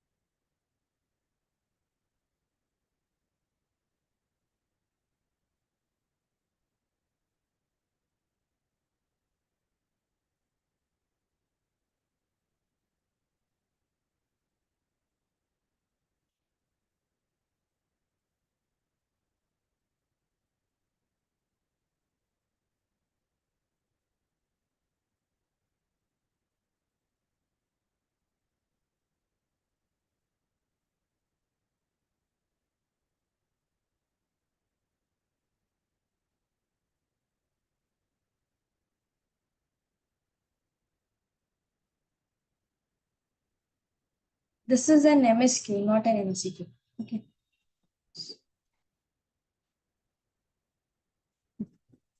There will be more than one option can be.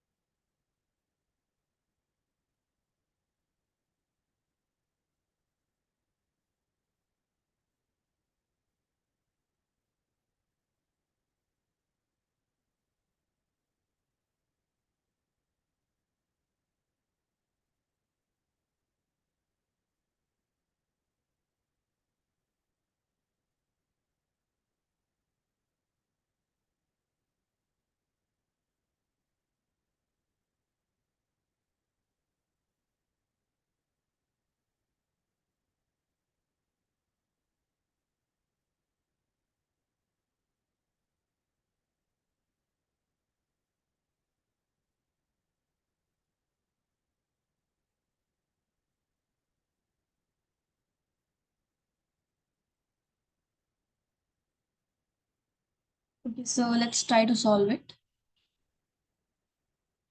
So what you have to do, you just have to decompose your limits into some of the known limits. So here the limits are known to us, that limit x going to 0 sin x upon x is equals to 1. Limit x going to 0 log of 1 plus x upon x is equals to 1, and limit x going to 0 e to the power x minus 1 upon x is equals to 1. Okay, now we will use these three limits to compute the other limits. So here what is given to us? So it's given that log of 1 plus x upon sin x, right? So we have given sin x upon x, this limit is given to us, and log of 1 plus x upon x limit is given to us. So what we do, we will change this function log of 1 plus x upon sin x. We'll just multiply and divide by x.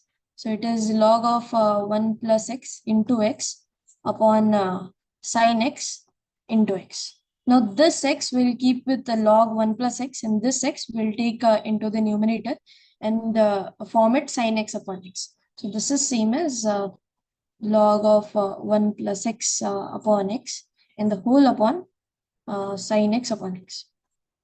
Right, and here we can apply the limit. So as x goes to 0, here also 0 is mentioned. So as x goes to 0, this limit will become 1. And here also as x goes to 0, this limit will become 1. So the answer will be 1 by 1, which is 1, which is not equals to 2. Right. So that's why this option is not correct. Fine. The second option is also not correct because just we calculated the limit will be equal to 1. So it's not an undefined limit. It is equal to 1. So both are the options are in. I am sorry. Because of this 2, it will be equal to 2. So this option is correct. I missed this 2. Sorry. Yeah, this option is correct. So that's why it will be 2 into 1. So that means 2. Correct. Okay. Now the third option says limit x going to 0 sine of 3x upon x. But we only know sine of x upon x. So what we do for adjusting this 3, we can use some tricks. So we know that sine of 3x upon 3x we can do and multiply and divide by 3. Right. Now since as x goes to 0, 3x also goes to 0. So this limit is same as, so that means limit x going to 0 sine of 3x upon 3x into 3. This limit is same as limit 3x going to 0 sine of 3x upon 3x into 3. And now this 3x again replaced by another variable to get this form, limit x going to 0. So this is same as limit t going to 0. Here t is equal to 3x and sine of t by t into 3. And we know that this limit is equals to 1. So the limit will be 1 into 3, which is equal to 3. And this is equal to 1. So that's why this option is incorrect. So not equal to 3. This is equal to 3. So fourth option is correct. So third option is incorrect. Now similarly, as we get that limit x going to 0 sine of 3x by x is equals to 3, we can easily compute that this limit will be equal to 5, not 1 by 5. Okay, so that's why this option is also incorrect. Now we have 4 options related to one particular limit. So let's try to calculate what will be that. Okay. You also have to take care of the x going to 0 or 3x is going to 0 or something else is going to 0. Okay. If all those match, then we can use our known limit. So here it's written that e to the power x by 5 minus 1 upon sine of 5x. So e to the power x by 5 minus 1 upon sine of 5x. We know that e to the power x minus 1 upon x. So here I want x by 5. So I'll multiply and divide by x by 5. Right. So this is same as e to the power x by 5 minus 1 upon x by 5. I'll take this particular factor common. And what is remaining here? Remaining here is x upon sine 5x 5 times sine 5x. Okay. So now this is same as this factor here as it is. Here also we have sine 5x, right? So I want sine 5x by 5x. So for that, what we can do, this will be 1, this is 5. Sine 5x by x, I can make it first. And then this is same as this factor as it is. And it will be, since I want 5 here, so I'll multiply and divide in the numerator itself. It will become 1 upon 5 multiplied by 5 sine 5x by 5x. Okay, now we can apply the limit. So now this limit will become 1 as by the same reason, and this is equal to 1 by 20. So that's why the 6th option is incorrect, 7th is also incorrect, 8th is correct, 1 by 25, 9th is also incorrect. Okay. Is that fine? Any doubt? Ma'am, can you please explain it again? Which limit? E raised to x by 5. Okay, yeah. So e raised to x by 5, what we know e to the power x minus 1 upon x, right? So we want this form. So for this form, what we did, first we multiplied by x by 5 and x by 5 in the numerator and denominator, because I want x by 5 here. So then I'll just, what you can say, distribute these two things over the non-quantity. I mean, e to the power x by 5 minus 1 upon x by 5. I'll take this factor as it is and write down the remaining term. So remaining term is x by 5 upon sine 5x. So this also you can write in this form, that x by 5 sine 5x, right? But we know sine x upon x is equals to. So here's 5x is there. So I have to maintain this 5x upon 5x. So for that, first what I did, I'll take this numerator x in the denominator of sine 5x. So that means it's same as 1 upon 5 times sine 5x by x. Now here I want 5. So for that, I multiply and divide by 5, because then only the term will maintain same, right? So we can multiply and divide by some constant, then the limit will be same. So if I multiply and divide, so here we attain our required form sine 5x by 5x, and this limit will become 1. And since there is 1 5 here, and I also multiplied by one another 5, so it will become 25. So that's why it's 1 by 25. Okay, is that fine? Okay, ma'am. Okay, so should I slow my speed? If you don't understand this, now you see the calculation, just sit down and try to do it by yourself. That will be much more clear what we actually did here. Okay. Now let's go to the next question. So the next question is also of the similar type. So here some limit is given to you and some long function is given to you, and you have to check the limit of this function using the given limits. Okay. So here one thing I want to break, that here limit n goes to infinity is given to you. And in these two limit x going to 0 is given to you. So first what you do, first convert this x going to 0 to x going to infinity, and then try to figure out what will be the form. Okay, so that's your hint. I'll give you a little, let's take it to be 10 minutes at least, because it's a lengthy question. So try to solve it up to 9:35. Okay. So the first hint was just convert these x going to 0, x going to 0, these limits into either x going to infinity, or try to figure out here what you can do to convert to, to use these two limits. Use this. Okay.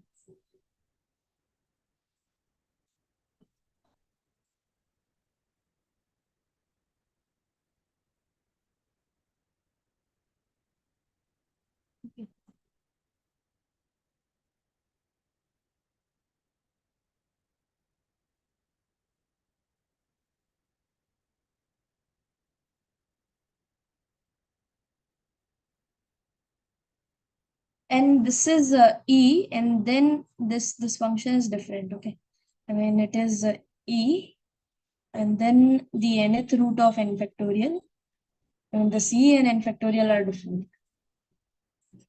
Don't confuse that it is e to the power n and then under the root of n factorial. It's some kind of this term under the root of n factorial.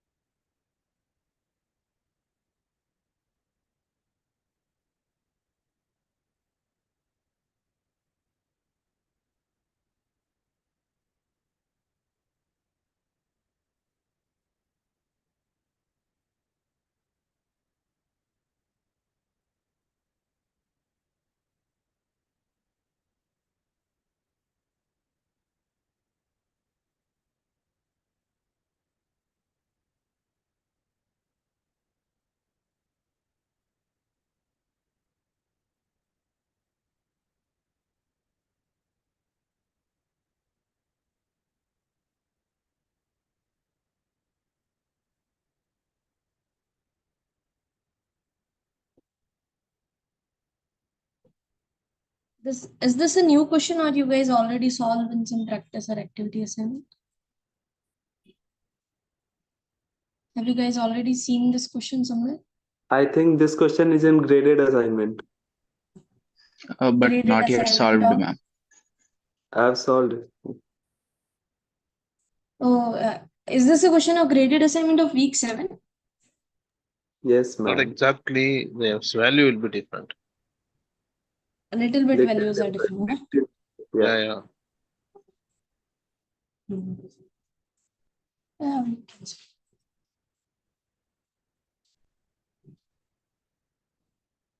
because that's why you guys answer so fast. Yes. I mean, it's not that difficult, but it's little bit calculated. You have to do adjustment to solve it.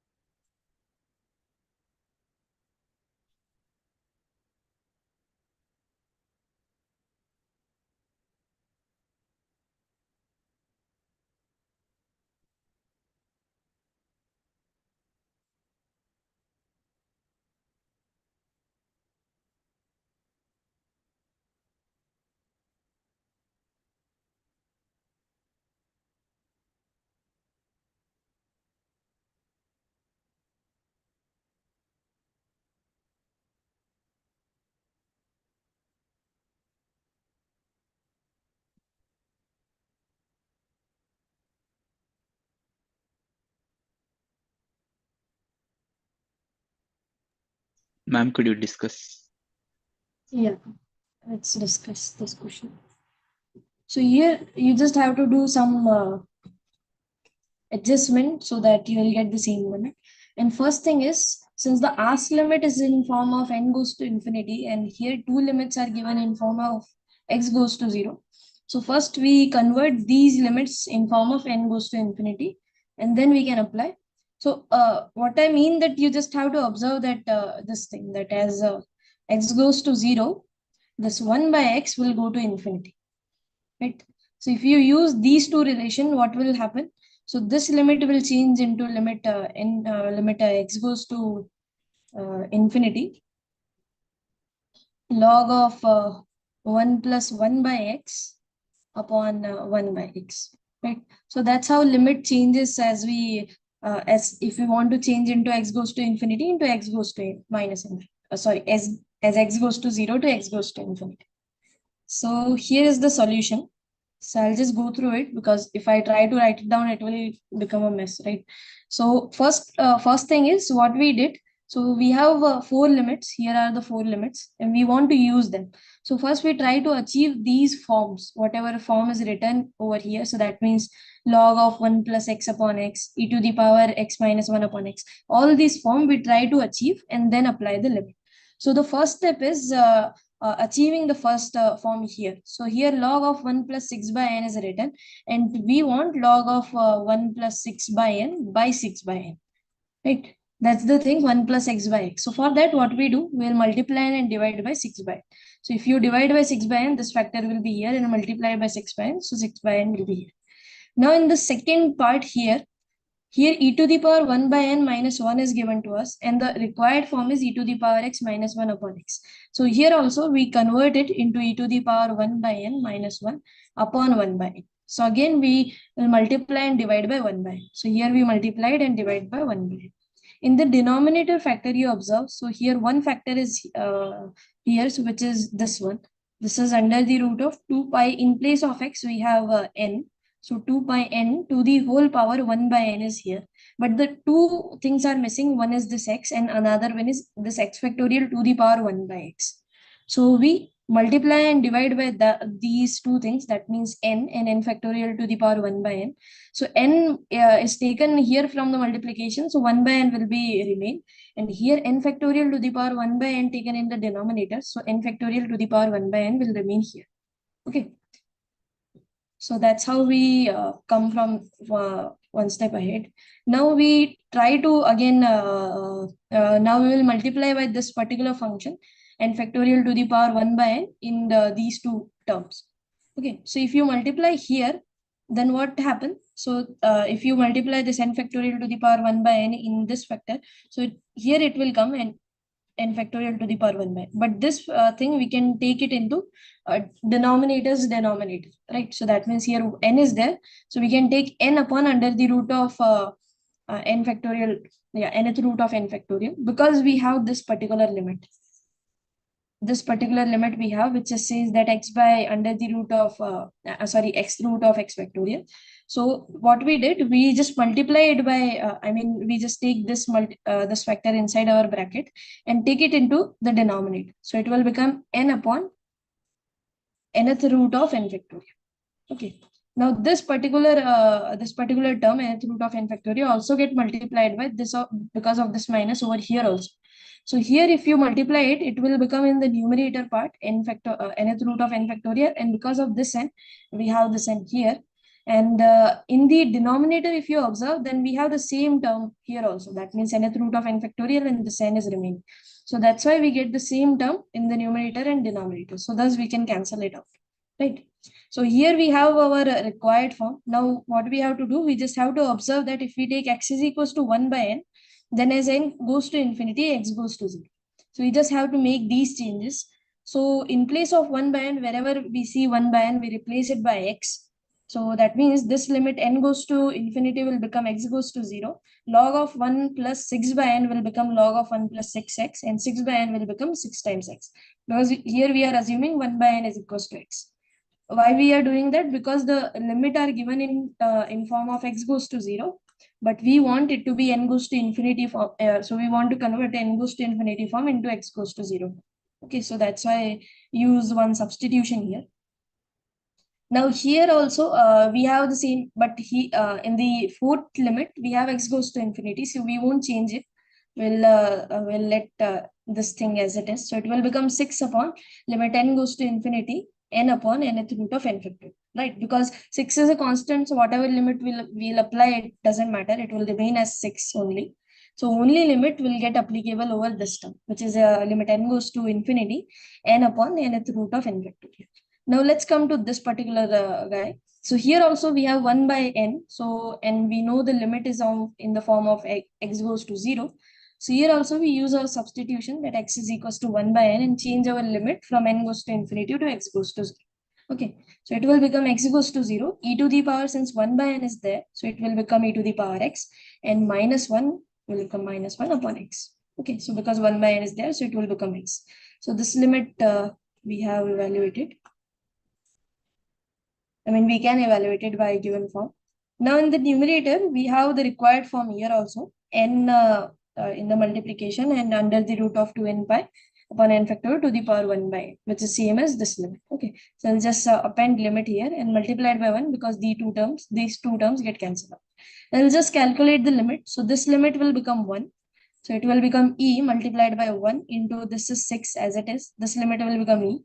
So 6 by e minus of this upper limit will become 1 and the lower limit will become e, right? So this is 1 by e is here. So this 1 is only in multiplication because of this one, right? So what we get at the end, we'll get e, and this will be 6 by e minus 1 by e, right?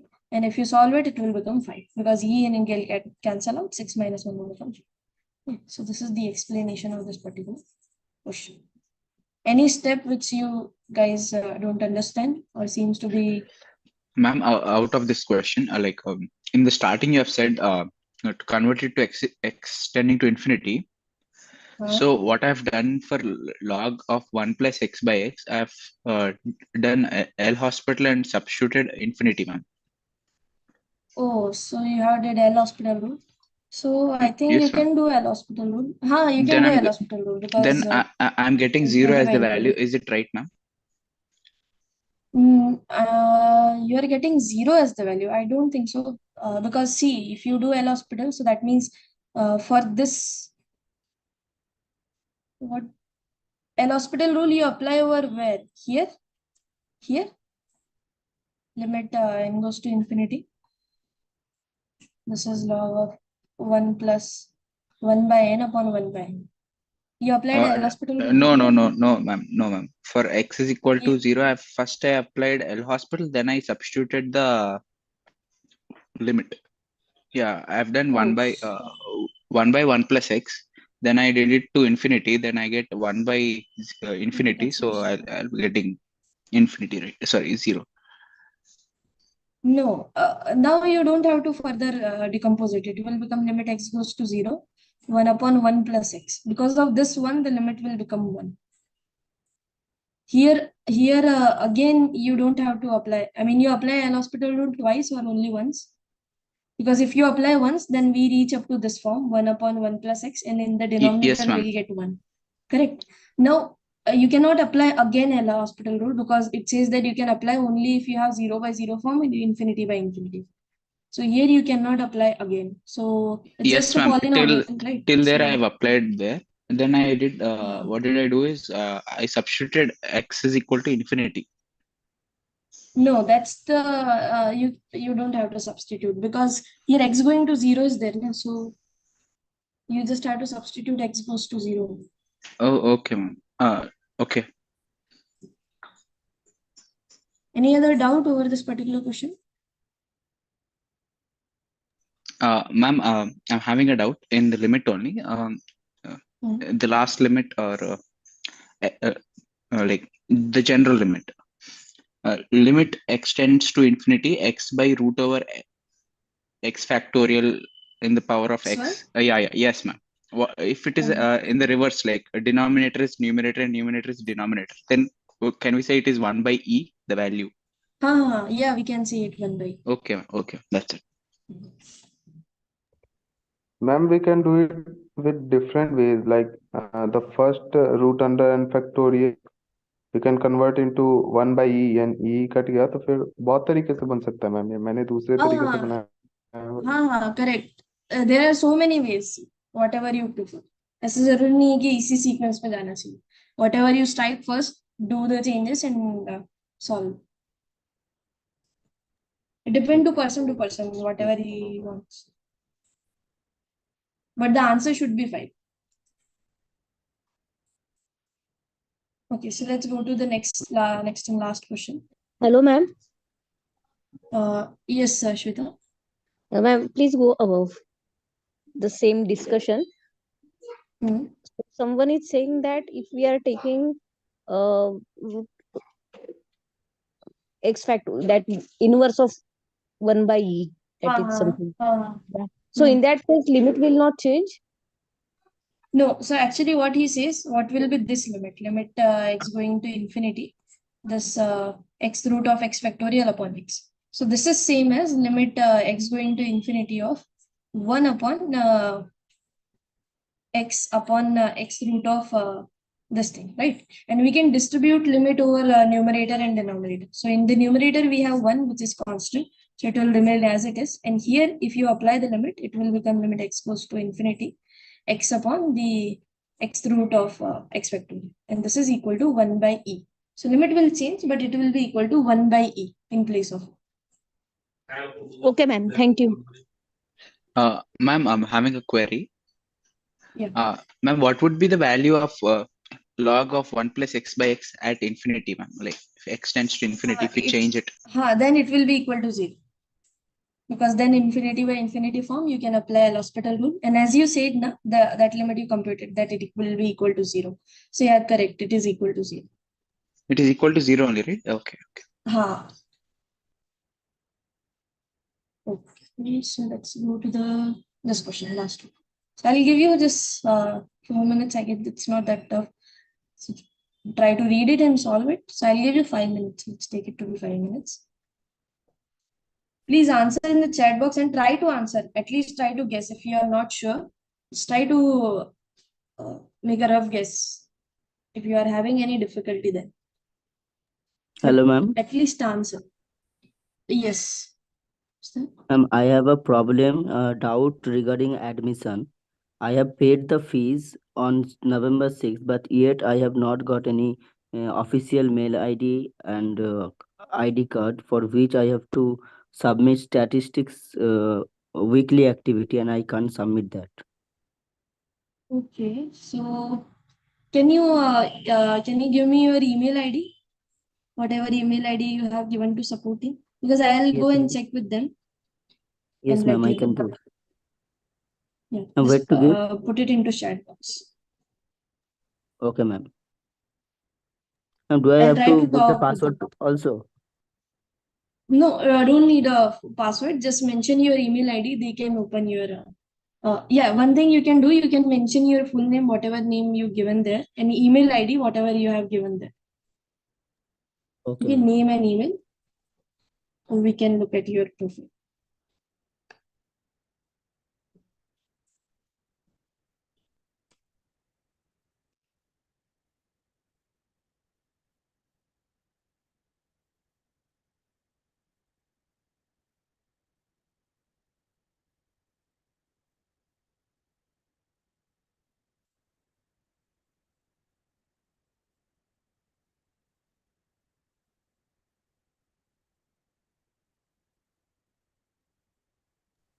Ma'am, is it okay?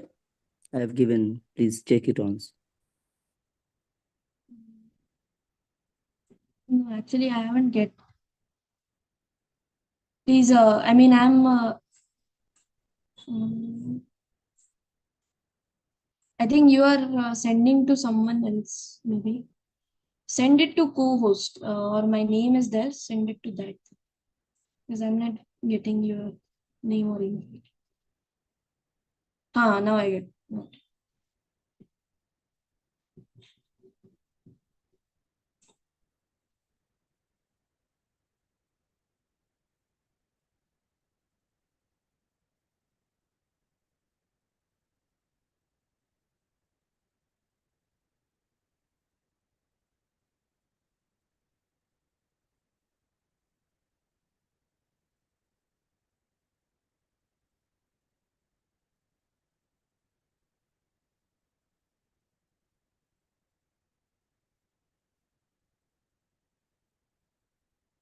So have you tried to reach out to the support team? Yes, they told that please mention your problem in the live session. I have the mail that tells that. Because we cannot actually do anything about it because this is a technical thing that they will handle all. Okay, I'll check with them.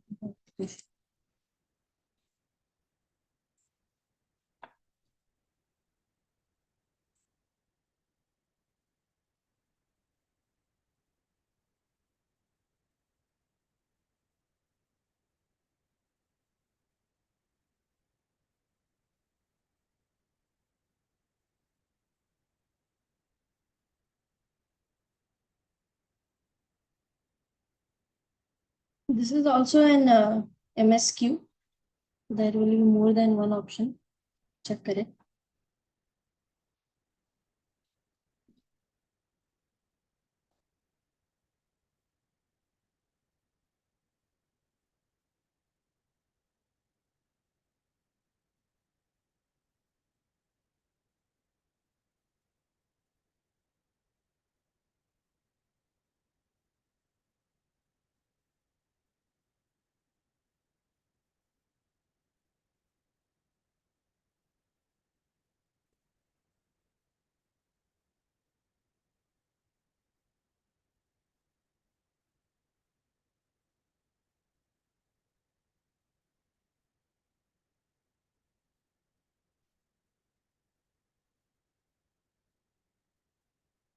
But what we can do in as a course instructor, we don't have any access to, access your profile or see what is happening there. And although it's not our specialty, I also don't know what to do in this case. I'll talk to Vishal sir and let you know. Okay. Okay, ma'am. What is the issue? Thank you, ma'am.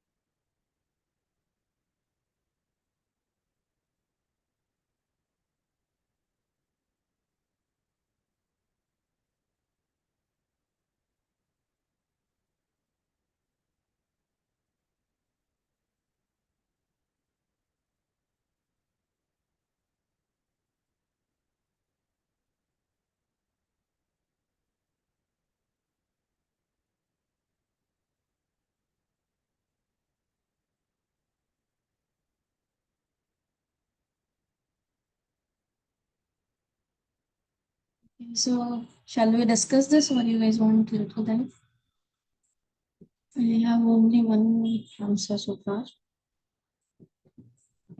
Ma'am, I'm stuck over that log part one. A log of 1 plus x by x x tends to 0, right? You have asked us to convert it to infinity form, like for infinity. So what did I do? I just explained to get 0.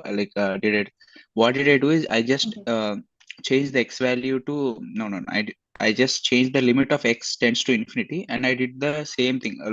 Log of, yeah, Okay. log of So you 1 haven't plus. changed here. Yes, ma'am. So here also Then you have to change. if I do L hospital, then I did 1 plus 1 by, 1 by 1 plus x. Correct. So it will become 1 upon 1 plus x, it will become 0. But since you are changing this limit x going to 0, to x going to infinity, so you have to do some substitution. So what you are making here, you're actually making x is equals to 1 by n. Then only if x goes to 0, n goes to infinity situation happen. When this limit and this limit are totally different, you are considering the same function, but the limit is different. So that's why you are getting 0.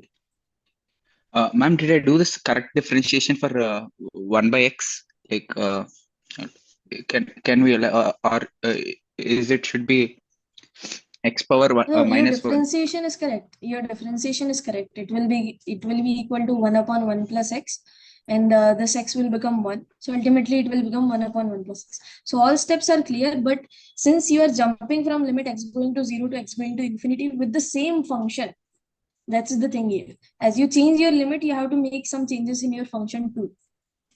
Okay. So this is the thing. Limit x goes to 0, log of 1 plus x upon x. And this is the thing you have. Limit x going to infinity, log of 1 plus x upon x. So these two things are obviously not equal because function Okay. is same, but the limit are different. Okay. Then if we make it into 1 by x, then the value Then it will will be be same. tending to 1 only, right? Then. Then the value will turn 10 to 1, and then only these limit are same. That means this limit upon x, this is same as limit x going to infinity of this function, log of 1 plus 1 by x upon x. So here we are changing the limit, but simultaneously we are making some changes in function in such a way that the sense of limit will become, it will be preserved. Okay, ma'am. Okay. Now here it will be 1. The above one, now here it will be I 1. thought in that way. Okay. Okay. Okay.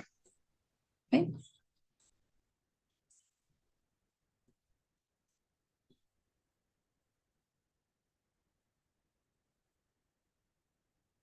Okay, so let's try to solve this question. So here 3 sequences are given to us, and they are calculating some error in algorithms, and we want to judge what will be the efficient algorithm, right? So here error estimated by algorithm 1 is given by this sequence, error estimated by algorithm 2, error estimated by algorithm 3. So what we can do, we can find out the limit of the sequences and try to found one maximum kind of error, right? Because as n goes to infinity, if you find an where it goes, then that will be your maximum error because these sequences are giving us error, right? So it's given that suppose a company runs 3 algorithms to estimate the future growth.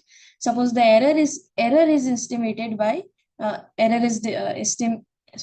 in estimation depends on the available number n of the data as follows over these 3 algorithms and these 3 sequences. So where n belongs to natural number minus 0. Suppose the company has a large amount of data in hands, so we can assume that n goes to infinity. So using the information given above, answer the question. So the first question says that error in estimation by algorithm 1 will give the maximum error. So for that, what we have to do, we have to first calculate the limit of all these 3 sequences and try to find out what will be the error will happen in these 3 sequences if we have large amount of data. Large amount of data means n goes to infinity type of situation. Okay, so here the sequence is n square plus 5n upon 6 n square plus 1, and we know that whenever we have such kind of sequence, what we do, we pull out the highest power of n, cancel it out, and then apply the limit. Because we know that limit n goes to infinity, 1 by n is equals to 0, right? So we just use this limit to solve what will be the limit of it. So limit n goes to infinity, an, this is same as limit n goes to infinity. I pull out the highest power, that is n square, so it will become n square. Here it will become 1 plus 5 by n. Because n is there, if I want to pull out n square, I have to multiply and divide by n. So then only n square will become in numerator. So denominator n will remain as it is. Okay. Now same thing I'll do in the denominator also. So it will become n square 6 plus 1 by n square. So here n square get cancelled out. And now we can distribute our limit over these two brackets. So it will become 1 plus limit n goes to infinity 5 by n upon 6 plus limit n goes to infinity 1 by n square. So it will become, this limit will become 0, this limit also becomes 0. So answer will be 1 by 6, right? So we can convert into decimal places. So it will become 0.7 something, whatever this is. 0.16, 1.66. So that's how we solve for the, that will be the error estimation for algorithm 1. The same thing we do for finding out the limit of second sequence, but second sequence is comparatively very easy. This is constant term, so we know that it will remain as it is. And it is a sequence given in form of 1 by n. And we know as n goes to infinity, 1 by n goes to 0. So that's why the limit of sequence Vn will become 1 by 8, and 1 by 8 is 0.12. Now, same thing we do for error estimation in the third algorithm. So here the function is given in form of e to the power n, and we know that limit n goes to infinity, e to the power n is equals to infinity, but limit n goes to infinity, 1 by e to the power n goes to 0, right? So we try to we try to convert, we multiply and divide by e to the power n, so that we'll get 1 by e to the power n, as we do for the largest power of n, right? Here we pull out n square, so same thing we do for e. Here we pull off e to the power n. So if you take common e to the power n from numerator denominator, what it will be? So it will be equal to e to the power n bracket of 1 plus 4 by e to the power n, and then in the denominator is 7 by e to the power. So e to the power n into the power n will get cancelled out. We have this term, and here if we apply the limit, 1 remain as it is because it is a constant. Similarly, 7 remain as it is because it is a constant, and this limit will goes to 0 because it is 1 by e to the power n kind of limit. So it will go to 0. So the answer will be 1 by 7, approximately 0.1. Yeah, 0.142. So these are the errors. So that means first algorithm making error 0.166, second is 0.125, and third one is 0.14. So what will be the algorithm which is giving us a maximum error? So it will be the algorithm number 1. Okay, so that's why the first option is correct. So error estimation by algorithm 1 will give the maximum error. Error estimation by algorithm 3 will give us a maximum error. This option is correct. Both algorithm 1 and algorithm 2 will give the same error, and that will be the maximum. That's also incorrect. Error in estimation by algorithm 1 is 0.16. That's we already calculated, and this is also correct. So that's why the correct options are 1, 4, and 5. Okay. Any doubt in this question? Why maximum, ma'am? For 1 it is 0.125. Means? Oh, sorry. Maximum error. Oh, no. Okay. Yeah, so this is the answers. So correct one. Okay, so that's all I have. These many questions. Ma'am, If you guys have any once doubt, could you go down? Yeah, I just have one doubt. Yeah, no, a bit up. I just forgot. A bit up, ma'am. 1 minute. I just forgot.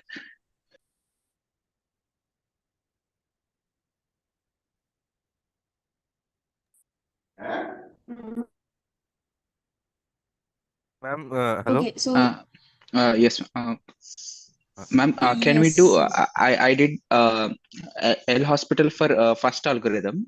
But for doing once of L hospital, I couldn't get the answer. I did it twice. Can we do it twice? yeah, we can do it. Yeah, you can do it twice, thrice. Okay, ma'am. Anytime you can. That was my until doubt. and unless we have 0 by 0 or infinity by infinity. Okay. Even So, 1 by infinity is not is not a rule, right, ma'am? For L hospital. No. 1 by infinity. We strictly follow 0 by 0 or infinity by infinity. Okay. Yeah, someone else was saying something. Please go ma'am, ahead. so from week 8, we will start from the continuity portion. Continuity portion. So continuity and differentiability is nothing but a special type of limit. So in continuity, what happens? Limit will be equal to value of function. So if this happens, we say function is continuous. And differentiability is nothing but a specific limit of a quotient function. So in place of f, you will have some quotient. That quotient is given by f of x minus f of a by x minus a. So if you compute the limit of this quotient, that limit actually defines the differentiability. So the limit is, you can say, the foundation of for continuity and differentiability. These two are nothing but some special kind of limits you have to judge. Any doubt from week 7? Anything you guys want to discuss? We have 10 minutes. Otherwise, you can drop. That's all from my side, and thank you for joining. I'll share the Ma'am, PDF. 7.4 in activity question. Okay. 7.4, which question? 1 second. Sixth question. Sixth one.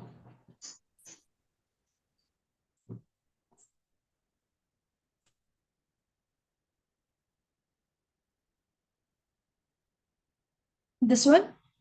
So let A and B a sequence converging Yes, to ma'am. limit 1. So here you have to use the concept of subsequences. Have you know what is the subsequences? So suppose you have a sequence here.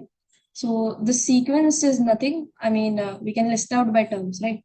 So it will be A0, A1, A2, A3, and so on. So I'll give you the informal definition of subsequence. The formal definition involves a little much more. So informally, what a subsequence is, so what you do, you just pick out some terms from your sequence in the increasing order. Increasing order means if you, that means you are extracting one sub part of this sequence that is known to be subsequence. So suppose I'll take first term E0, and the second term to be my A3, and the third term to be my A7, and the fourth term to be and so on. But here one constraint is you cannot repeat a term, and you cannot you cannot you cannot take a term which is lesser than the previous one. That means A3, if I take here, I have to take, I can select all the terms which is in front of A3. That means I can select A4, A5, A6, but I cannot select A2 here, right? So this type of extraction is known to be a subsequence, right? So subsequence is nothing but listing out some element from our sequence. It could be any element. It could follow the same pattern, or it could, you can list out A0, A2, A4, A3, and so on. That will be one subsequence. This is one subsequence. So you have to list out some element from our sequence in such a way that first thing is you should not repeat a term. And the second thing is you should not repeat a term means if the value are same, then you can repeat, but terms should not repeat it. I mean, if A3 is there, then I cannot take A3 twice, right? And the second thing is you have to always take terms in the increasing order. So that's the subsequence. So here what is given to us, that we have a sequence and there is one result. So what is the result? So result says that if an converges to a limit a, then all its subsequences, subsequence converges to a. So that means if an converges to a, then all its subsequence will converges to a. So here it's given that A3n. So here 3 is written in the subscript. So A3n is there. So if you consider this sequence, so A3n is nothing but A0, comma A3, comma A6, comma A9, comma and so on. Right. So this is nothing but a subsequence of this particular sequence here. And it's given that an is converging to 1. So that means any subsequent will converge to 1. So that's why this limit will be equal to 1. So it will implies a of 3n converges to 1. Okay. Yes, Fine? ma'am. Yes, ma'am. Understood, ma'am. Okay. I thought it is 3 times a, so I just multiplied 3. Now I got it. Yeah. Now I got it. Okay. Multiples of 3. Okay. Yes, ma'am. Thank you, ma'am. Okay. Anything else? Any other doubt? I'll Ma'am, share this 7. PDF. 7. Yes. 7.1 question number 11. Okay.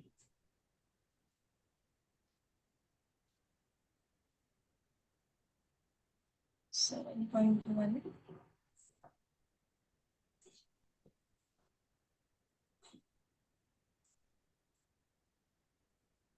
So here So permission is how, given. So consider. yes, how will the graph look like x plus 1 by x? Actually, we cannot say. I mean, by just looking the function, we cannot say, but you can use Desmos for that, right? So we'll find What? Desmos. You know, Okay. Desmos graphical calculus. Because this is not a simple graph, it's the addition of two functions. So addition of two function, this graph can look very strange. So y is equals to x Plus 1 by x is the graph. So this is the graph. Looks like something like Okay. this. Right? Okay. Yeah, wherever you need a graph of some function, you can use this Desmos to find it out, right?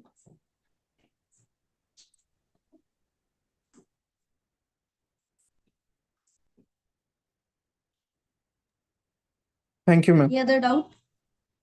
Okay. Ma'am, where we can find the session PDF? In the calendar, I'll post there one link, notes link, and then you can download it. Because if I paste in chat box, then some people will get some notification. So, or Okay. you guys can stay for Uh, 1 minute and Please just paste it go tomorrow to. because 15 is the deadline. Okay? We have to revise. Okay. Yeah, yeah. Or else I can paste it now and you guys can check. Is Okay, you accessible can or not. paste it now. No problem. It will be more helpful. Ma'am, your next session? I think my next session is of maybe week 8 or 9 or a revision session I'll take. Because I have more, I mean, I'm not the main instructor, so I'll take one session in week 8 maybe.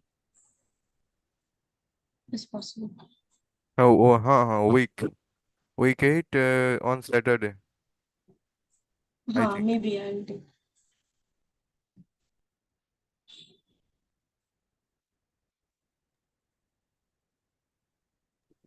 Okay, ma'am. Thanks for the session. Yeah, thank you guys for joining. Can drop. Ma'am, if you can take more sessions, then take because your approach of solving problem is good. Yeah, I'll try. But I'll take revision sessions. Maybe. Okay. Good night. Good night, ma'am. Bye. Good night. Thank you guys for joining. Thank you.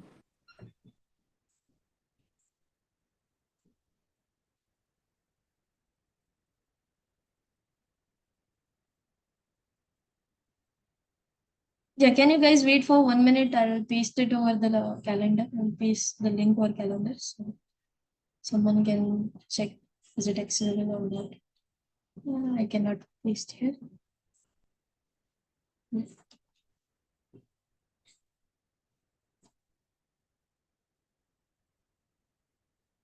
Okay, I have to give to someone else who have access the calendar. I'll just give you guys the file, I mean the notes in the chat box.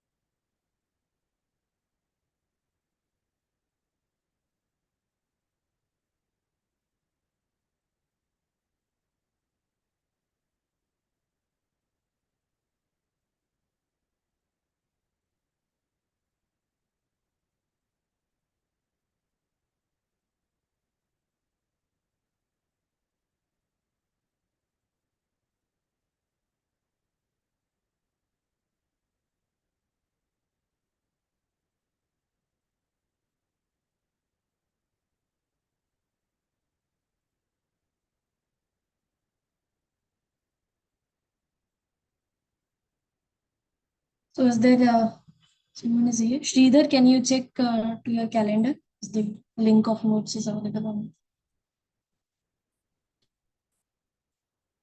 Hello? Anyone is here? Shweta, Prateek? Yes, ma'am. Yeah, can you please check on your calendar, is there notes link is accessible or not? Yes, Amiksha. Sorry, I didn't put my microphone. I mean headphone. Yeah, Okay. we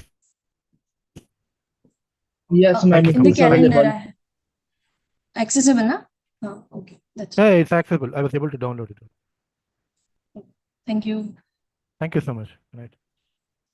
Okay, bye. Bye, ma'am. Thank you, ma'am.